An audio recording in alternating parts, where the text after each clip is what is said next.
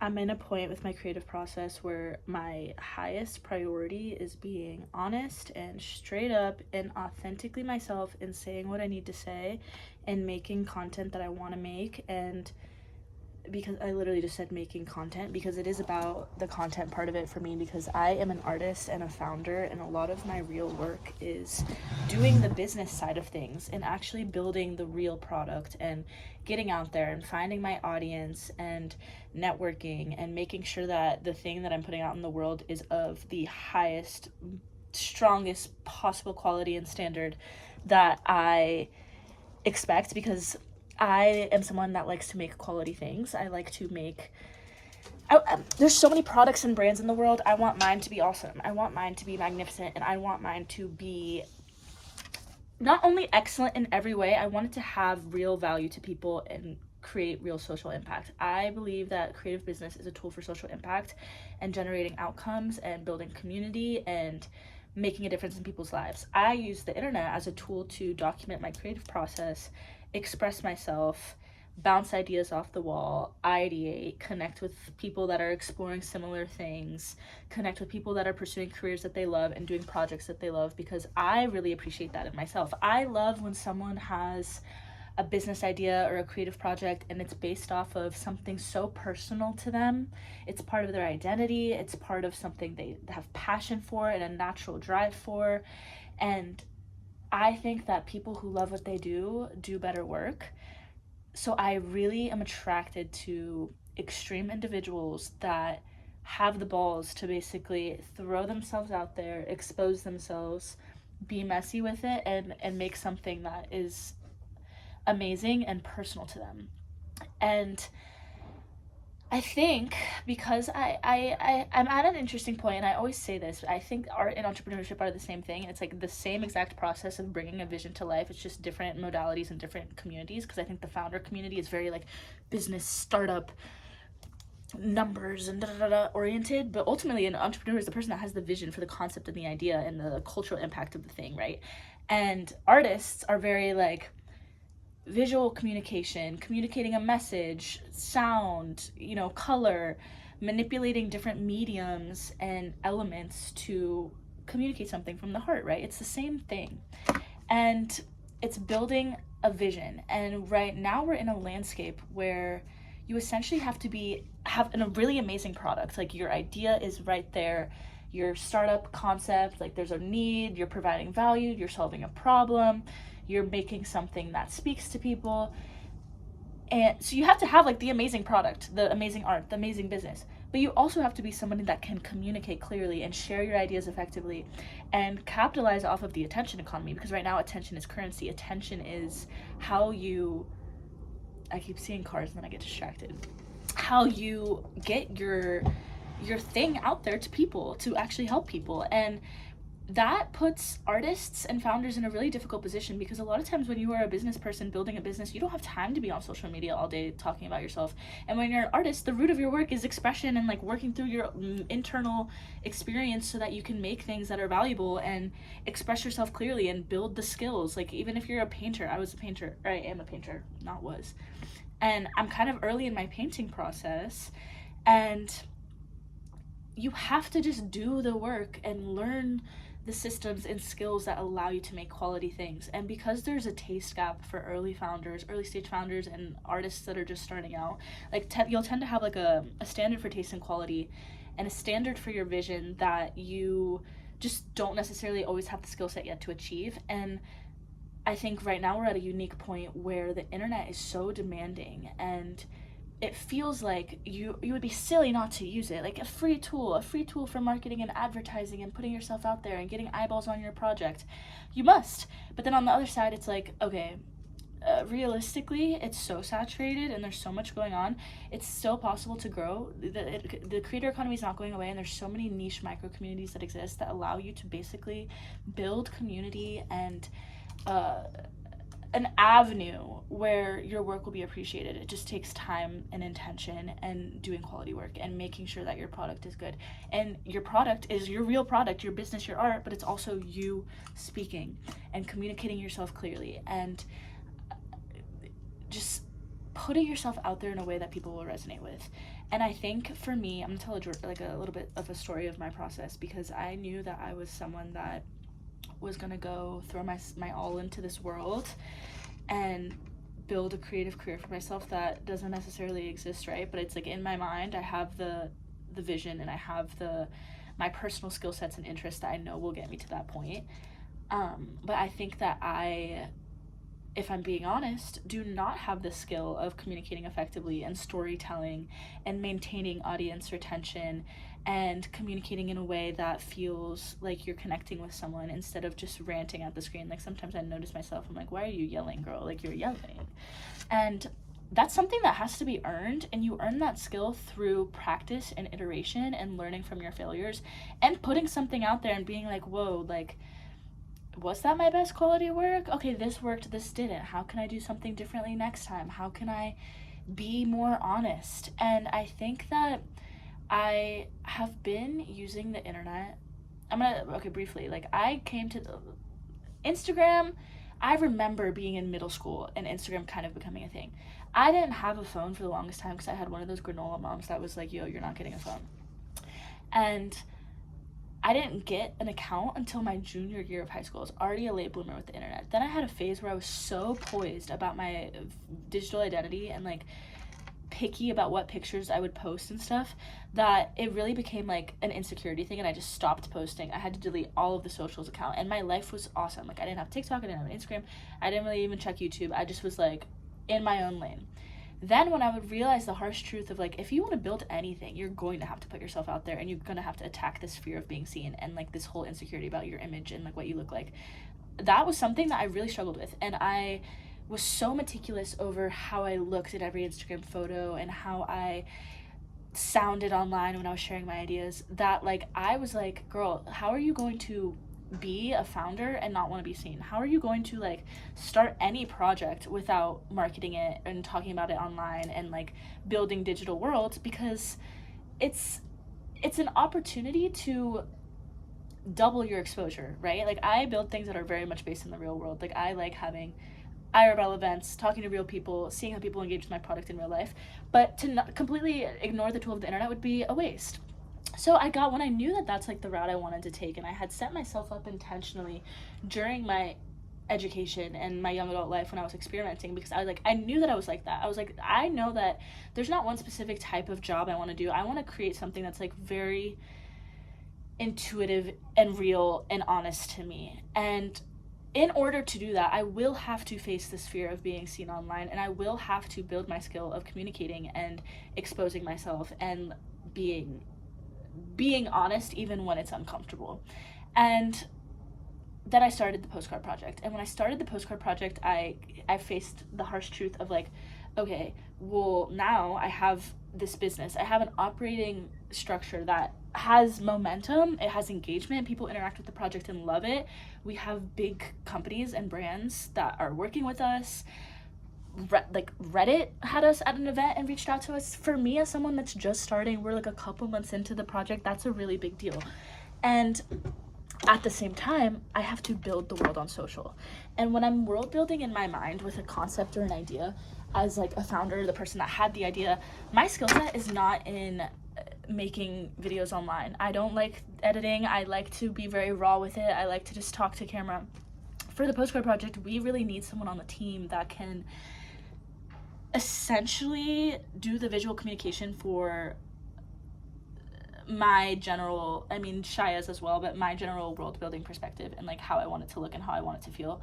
I don't have the time in my day, and I need to make time maybe at this point. I either need to hire someone or make time, because it is frustrating that it's not there, to make content that feels like art all the time. And that's why I have struggled with even my long form process on YouTube, because I want to be valuable and I want to give insight and ideas that are useful to people. But the root of my work is not social media. Social media is a tool for expression. Social media is a tool to connect with people that resonate with what I have to say, are doing similar things, and a tool to work through the process and work through the clutter in my mind to clarify my ideas. And because I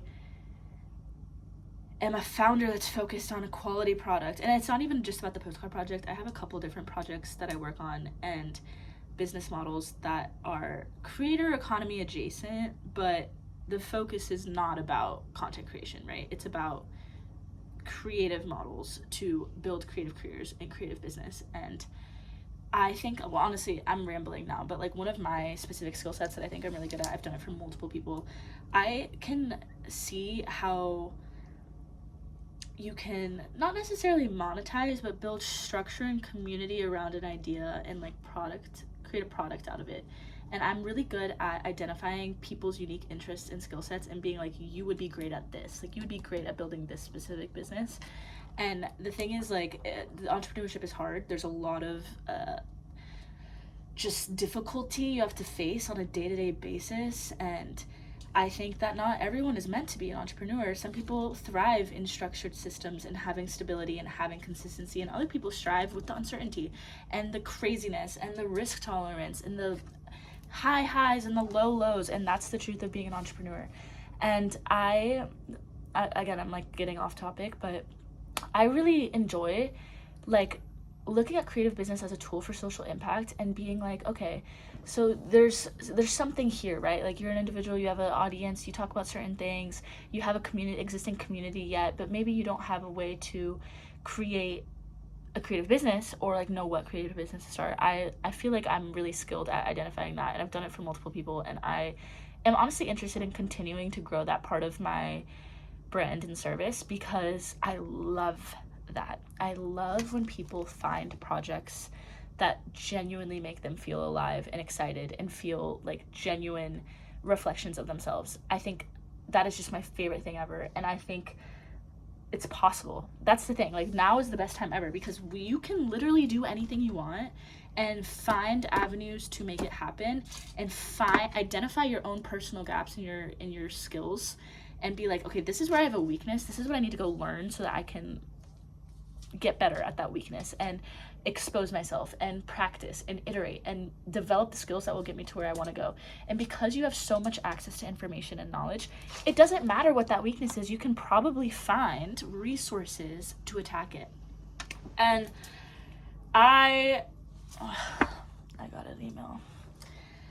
I just think that now more than ever is the time to do these things and explore these paths. And I kind of got off track, but I just think that I have gotten really caught up in the pace of social media and just feeling like I need to do certain things or say certain things or take certain strategies. Like, I have been consuming content on like how to grow on social.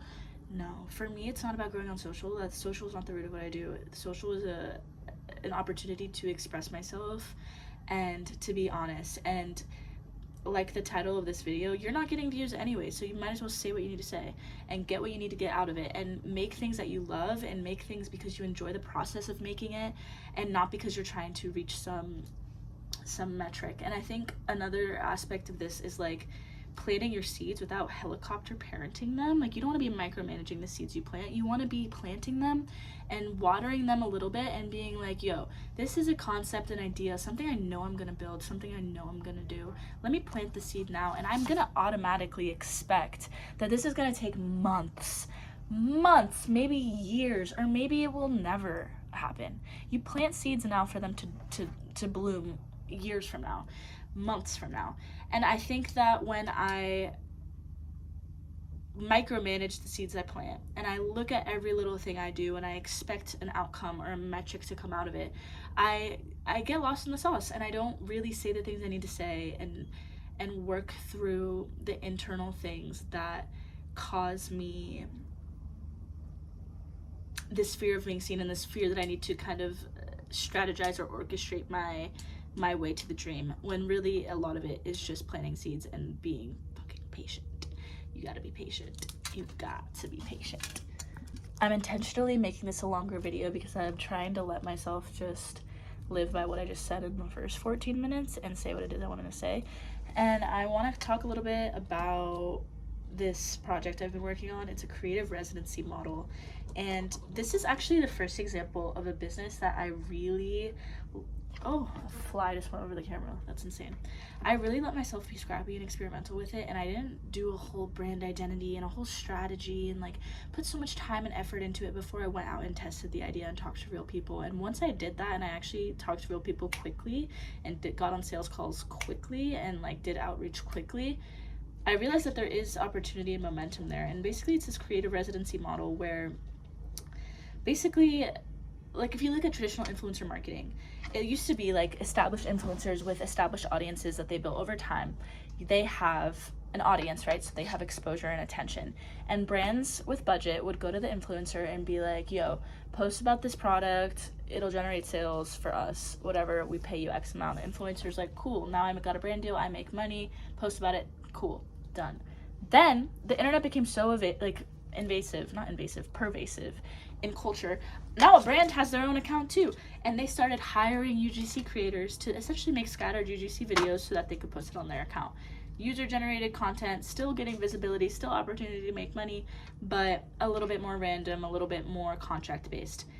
Now I think the demand for social media is so high and brands need more consistent volume, they need more consistent engagement and metrics and numbers to stay relevant and to stay in the public sphere, that if you're a founder or a low budget founder or a brand or a small business, you're struggling with social because you have to constantly keep up. And going through agencies is expensive. Doing scattered UGC doesn't really click because now you are building an audience, you're building a community. Like the resonance and connection and community engagement that feels natural and authentic to your brand identity, style, and voice is way more important. So essentially it's a creative residency. Let me talk about the creator side, and then I'll talk about the creative residency thing. From the creator side, as an artist myself, you need longer term contracts and longer term commitment to a project or a brand or a piece to have quality work and deep engagement and deep creative license with a project where things start to actually resonate and feel meaningful and quality. And because creatives need longer term contracts and like consistency, even as an artist, if you're a freelance artist, that world is inconsistent. And I think that there is opportunity to build these creative residency models for brands and creators, artists and creatives in general, that allow you to work with a brand under their creative team for long-term contracts to make content on a consistent basis that feels very resonant and very intuitive and natural for both the artist making it and the brand style and identity and voice. And you can match these brands that need help with socials with artists that are building their portfolio to create highly resonant and consistent volume every month. And that is a project that honestly, like, I got really good feedback from a couple big companies, and that made me be like, okay, maybe there's something here. So I'm experimenting with that. And I'm stuttering. I was going to go through all the projects. 1 second. I want to talk about where we're at with You Have Friends. So You Have Friends had a really solid first 3 months at market. Then we hit kind of a slump. Then we landed a really, really strong B2B2C model event. By the way, if you don't know me, You Have Friends is my postcard project. We do interactive, in-person IRL pop-ups. We do brand-sponsored events where people come, they write and send postcards on the spot. We mail them out worldwide. And now we're kind of really exploring this B2B2C model where essentially a brand or company sponsors the postcard moment, and then it's free to consumer, because you don't want to charge people to send a postcard. It feels like something that should be free or cheap, and it allows it to be like, oh, like, so fun, like, I never do this anymore, like, I want to send a postcard. And then it's also a double touch point organic marketing opportunity for the brand. And in an era where we're so chronically online, having in-person, real, tangible moments of communication is really valuable, especially for younger generations that are constantly on their phones. But not only that, having in-person IRL events and engagement opportunities, essentially experiential marketing, is very, very expansive, because in an age where everything's online, what stands out is things that are in person again. And that's been going really well, but I'm at a phase where, like, we have to do, like, outreach and talking to people and networking, and honestly, some of my best opportunities have come from people coming to us, or people seeing me or seeing the account and just hearing about it through the grapevine. And I'm in an era right now, because so much of my work has been putting myself out there and doing outreach. I don't want to do cold outreach anymore. And maybe I am delusional for thinking this, and it's just part of the process and part of climbing your way up the ladder of building a creative career.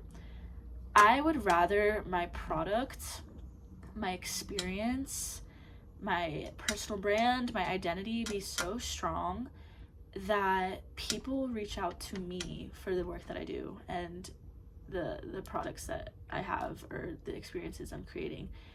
And that's all about positioning, and that's about building a world so strong and clear that people know what's going on. They know what you're doing, they know what you're working on, they know where your head's at, they know how you engage with people, how you communicate, how you operate, how you create things and create worlds into real life, right? And back to how I started this video, that puts a lot of demand on social strategy, digital marketing, branding, and overall brand presence for my projects and for myself as I continue to communicate my ideas online. And I think that by nature, that feels very vulnerable to me, because I'll talk about like my experience. And sorry that I don't ever look at camera. I'm always kind of looking. I have really beautiful windows here, so I just look at the trees. Whether it's my personal brand where I'm sharing my creative process, that's like really personal and honest and vulnerable stuff I'm talking about and working through. And when I'm putting myself out there right now, like where I'm at right now is like I've found some level of financial success that has allowed me to pursue my dream and put myself out there and experiment. But in reality, I'm still pretty new to the game, and I'm really new to the process, and I've never really worked in established corporate settings for too long. I've had big girl jobs, but I've never been with one company for extended periods of time. And I think that because it's literally me, like this is my heart, this is my ideas, this is like the things I'm working through, this is my weaknesses, this is my strengths, that's what you're putting out there when you put it online. That's vulnerable and that's difficult. And a similar vein to the postcard project, like that's something that is very deep and personal to me. I started that brand out of like something like a tradition from my family, and I got a bit off track there, but I find that when you are world building, you are using elements of digital and physical reality to create experiences for whoever is engaging with your product, in-person event, content, writing, art, etc. And when you're building a world, it requires multiple levels of iteration and experimentation to understand what types of work, what types of writing, what types of communication, what type of content, what type of visual imagery properly communicates the world that you're building. And as a founder, I say this over and over all again, and as an artist, you have the vision for the world. You don't have the world yet. You're building the world over time, step by step, word by word, post by post, product by product. And I hit this era all the time where I get frustrated with myself because I'm like, I see the world is not there. I'm looking at the world, I'm looking at the brand presence, it's not there, it's not at the quality and taste I expect. And then I'm speaking critically and with tension, right? And I think this is where CEOs and founders get kind of a rep of like being a bit crazy, because when you're leading a concept or vision, why is Google calling me? You want it to get to the standard of quality that you see, because you know it's possible and you see the future to a certain extent. And ultimately, you can't do it all alone. And right now I'm in a phase where I am doing everything alone. I have one person on my team. And she does kind of like, actually that's not true, I have an accountant too that helps with financial stuff, but that is why I feel like I'm constantly working, because so much of my work is just getting myself out there in the first place, and then on top of it I have to do all of the work that is required to build the thing. And I don't feel like I'm at a point in my journey where I want to outsource too much, because I feel really close to everything it is that I do, and I don't feel like I have the consistency or stability in order to do that. But I do think that like the skill development required for me to get to where I want the world to be will eventually require me outsourcing some of the work to people that has that skills, and me being able to articulate my vision for the skills and build the skill set enough that I understand the basics in order to articulate it clearly to get the outcomes that I'm looking for. And this is something I've experienced in different avenues of my life where I've noticed like, okay, maybe this isn't my direct one gift or talent, but I have to learn the basics of the thing before I can even get to the point where I understand the world and magic of that skill or that talent enough to utilize it in my work in other ways. And I think part of being a multidisciplinary creative person that has a lot of interests is learning how to manage multiple skill sets and interests while channeling them into a direction, right? Because a lot of times you will notice that maybe you're averagely good at a lot of things, but you're not great at any one said thing. And a lot of times with people that are like this, the greatness comes from their ability to collect diversified data from different spheres and aggregate that data into an outcome, or into a world, or into a direction to make progress in some other way. Or when you are a generalist to a certain extent, you have the ability to look at so many different aspects of life, cultures, demographics, areas, products, industries, and because you've built those experiences in different areas, you have general perspective that can be applied that other people that are kind of like in one lane, experts at one thing, might not have. And when you're an expert at one thing, you find so much magic with that one skill set. You find so much magic with that talent and that skill that you have, because you've dedicated so much time and energy and value and perspective and just like focus on that thing. But that can make you blinded to other things, right? And I think that the power of a generalist or a multidisciplinary creative is that they have that diversified skill set. But on the opposite side of that, like sometimes as someone that is that way, you really crave having this master of your craft feeling, or like this extremist feeling of like, I'm really good at this, I'm the best at this, and anyone can hire me to do this one thing, and I know that I can do it amazingly. And that is where I think a lot of founders and artists kind of like struggle, because like it's learning how to collect your diversified information and channel it in a direction effectively. And that skill set is kind of like, it's a bit vague, and it's a bit uncertain in the beginning, because you are when in the beginning, you're in that era of collecting data and channeling the direction. You haven't built the moat for it to have like a clear path yet.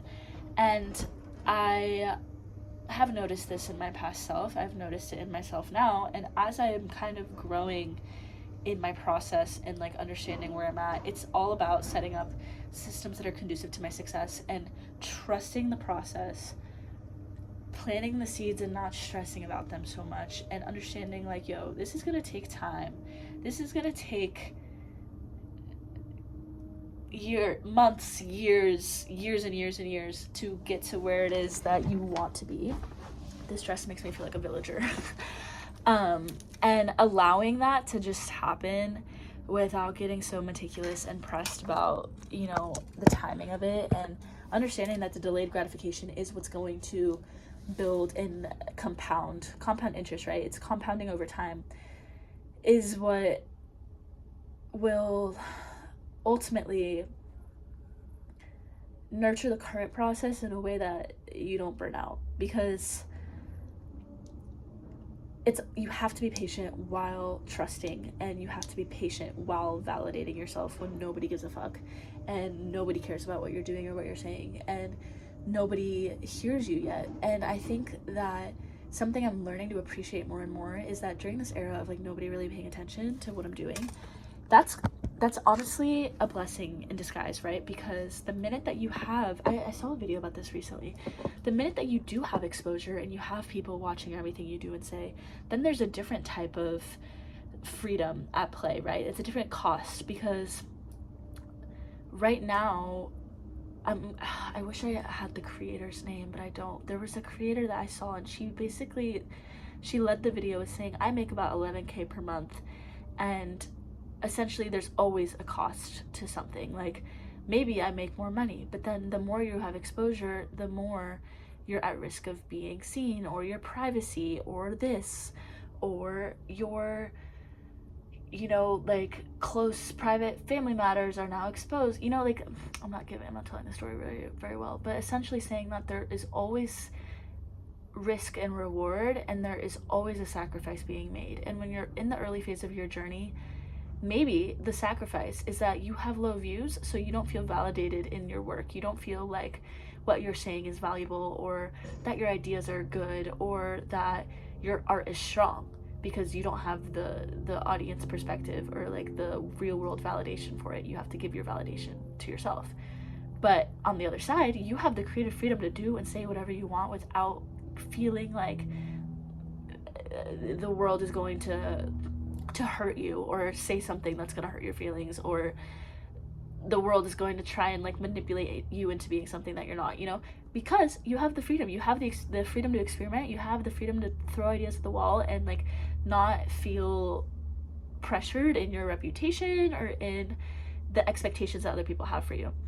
And I think that's something I'm learning to appreciate more and more as I go through my own journey, because when I am not getting the certain outcomes that I'm aiming for, I do believe that is a skill issue. Like, I have probably something to learn there, because I generally believe that I'm someone that has agency over my outcomes and I have agency over my reality. And there's probably some aspects of like fear of being seen, or the way that I'm articulating myself, or the way I'm communicating, or the way that I'm talking to camera, that is not resonating. It's not hitting, and that's okay, because it's not really that's something Rick Rubin always says too. It's like not about the audience, it's about you and saying what you need to say and getting out the things you need to share. Oh, I just got a really good meeting. Crazy. Literally, as I'm filming this video, an opportunity just came in my inbox. Anyways, yeah, I think I was talking about how you make things for you, not for the audience, and how making something for you gets you to the honesty and clarity of your process that makes the work valuable, and in turn ultimately becomes valuable to other people. That's an adjacent outcome. The real value is it being of value to you and your own skill of validating your ideas and saying what you need to say and letting yourself make the art and make the thing. Anyways, I've been rambling now, but I do just find it to be such an exciting time on the internet and in startup communities, and even with the whole AI thing. Like, everything is being manipulated and shifted so quickly that I think that real human voices and perspectives are so valuable and exciting. And I'm not necessarily pro AI, anti AI. I think it's all about having agency in the digital realm and having agency over your experiences and agency over the tools that you're using, and being like, yo, okay, yes, new technology is evolving, but how am I going to have active control over my experience with it? And how am I going to maintain a perspective around technological evolution that like I am benefiting from it? That's actually something that I wrote about in my thesis, is that in the age of innovation and technology, it's all about agency in your experience, and how, like, for example, with social media, it's not necessarily about how much time you spend on social media every day. It's about your social media mindset and how you perceive social media to have an outcome on your life. Do you look at social media as this attention-sucking, time-consuming thing that makes you insecure and makes you a consumer and ruins your creativity? Or do you look at it as an opportunity to connect with people, an opportunity to grow your practice, an opportunity to make money, or create something exciting and be creative? You know, it's like, how do you perceive the internet? How do you look at it as a tool? Or how do you look at it as something that has a negative impact on your life? And I think that's honestly with everything in life. It's all about mindset and perspective and understanding that we do have agency over our reality to create experiences that are beneficial and enjoyable for us.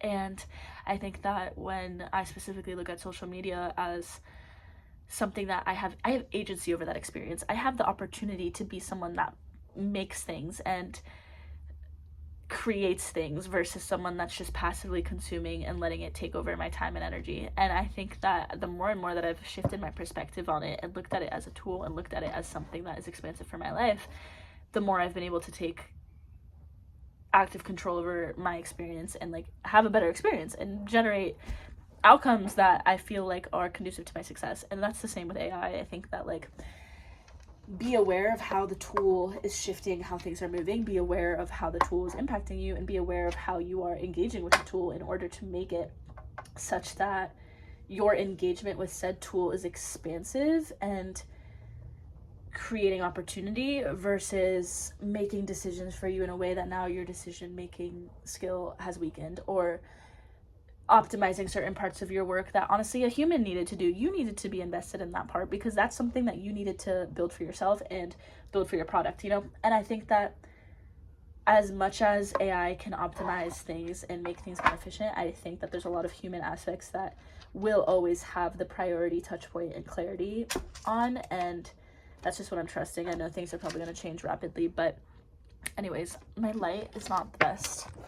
And I hope that this video was useful. It was kind of just me ranting and thinking about things that have been going on in my life. I'm moving back to LA soon. I think I'm gonna make a video about that because I have a really unique relationship with LA, and I'm really grateful for the city, especially for people that are doing creative work and looking for, I think LA is the city of people following their dreams, and I'm excited to go back there and be around that energy, but also have infrastructure that supports that, because I do think that a lot of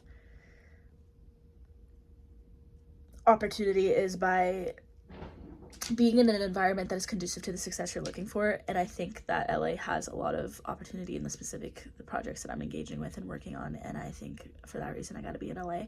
But I will say part of me was excited to leave LA 6 months ago when I did leave LA, because I was excited for the next challenge, and I've been in LA for the last 5 years, and I just was kind of like, I want the next challenge. So it'll be interesting to move back to LA and see how my relationship with it has evolved and how I can like build my business and my art there while still kind of allowing myself to be experimental. My phone storage was full. But yeah, I was talking about traveling and wandering and how I've been shifting it into a new direction of like, when I travel, it's because I need to be inspired by an area and culture and environment that's different from my own.